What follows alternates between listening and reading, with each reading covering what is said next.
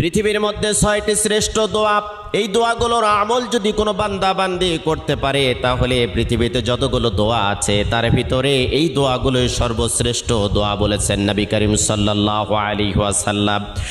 কোনো বান্দা বান্দি যদি যতই বিপদে থাক, কষ্টে থাক, দুর্ভিক্ষে থাক, উৎকণ্ঠার মধ্যে থাক না কেন, সকাল থেকে সন্ধ্যা পর্যন্ত যদি কোনো বান্দা বান্দি দরুদ শরীফের আমল করতে পারে, রাতের বেলা যদি দরুদ শরীফের আমল করতে পারে, হাজারো অশান্তির দাবানল থেকে আল্লাহ রাব্বুল আলামিন শান্তি দান করবেন।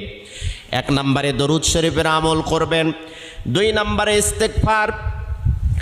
আপনার মুখটা এমন হয়ে যাবে আল্লাহ রাব্বুল আলামিনের কাছে দোয়া করার সাথে সাথে আপনার দোয়াটা কবুল হয়ে যাবে। সব সময়ের জন্য পড়বেন আস্তাগফিরুল্লাহ আল্লাযী লা ইলাহা ইল্লা হুয়াল হাইয়ুল কাইয়্যুম ওয়া আতুবু ইলাইহি। যদি না পারেন তাহলে পড়তে থাকবেন শুধু আস্তাগফিরুল্লাহ। 3 নম্বরে আপনি পড়বেন ইয়া যাল জালালি ওয়াল